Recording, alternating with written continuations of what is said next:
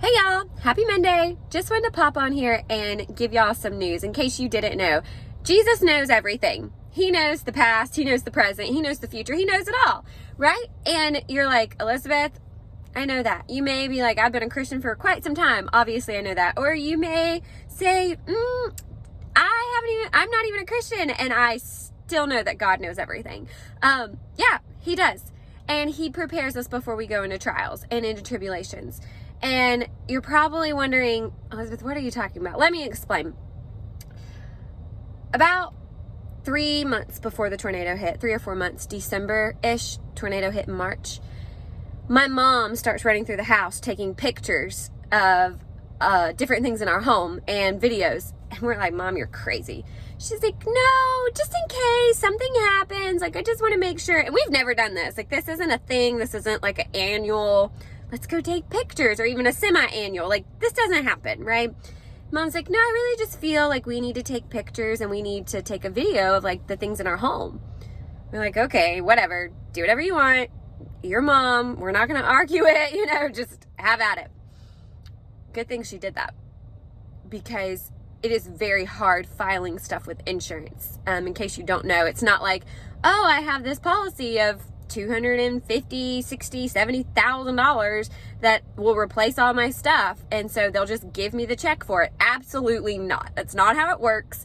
You have to file like what you are missing and how you replaced it and how much it is, because if you don't like file that you replaced it, they're going to give you the depreciation value of that, but you have to still prove that you had it by writing it down. And so like if you had your pantry fall in, you have to say, okay, I had 10 cans of green beans, 4 cans of corn, 6 boxes of cereal, and I either replaced all of this stuff or they're going to give you the depreciated value of it. Yeah, it's a lot. So try doing that after a trauma. After you lived through that, it's like, oh, my brain doesn't remember anything and where stuff is at and what did I have here? And when you're not in your house, you don't know if it was there and like what was there, and if it's either packed up or if you're missing it, if it was damaged, you have no idea. And then you have to remember this like a year or two later trying to figure it out. And so it's a mess. It can be.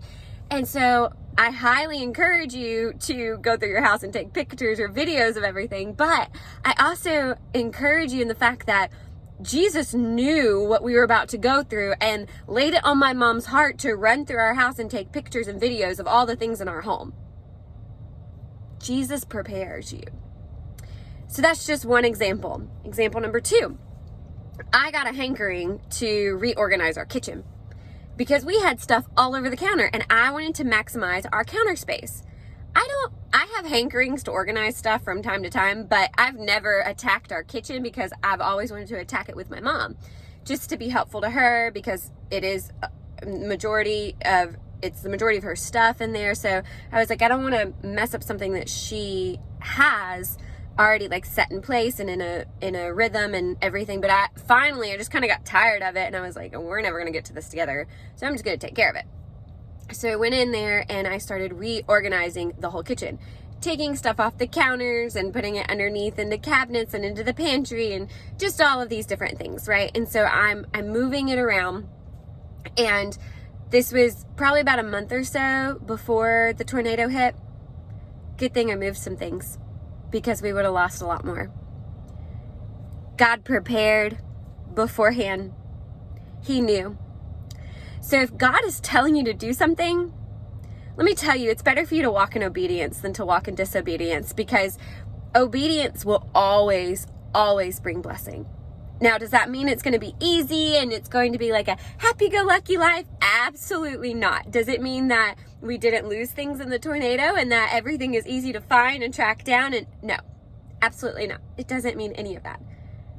But it did prepare us and make things a little bit easier. There were things that we didn't lose because of the reorganization of the kitchen.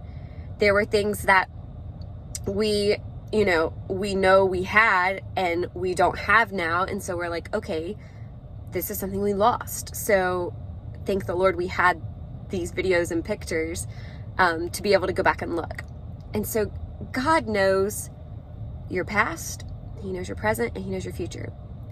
And if He knows all of that, and and he's telling you to do something and to walk in obedience to him, why not do it?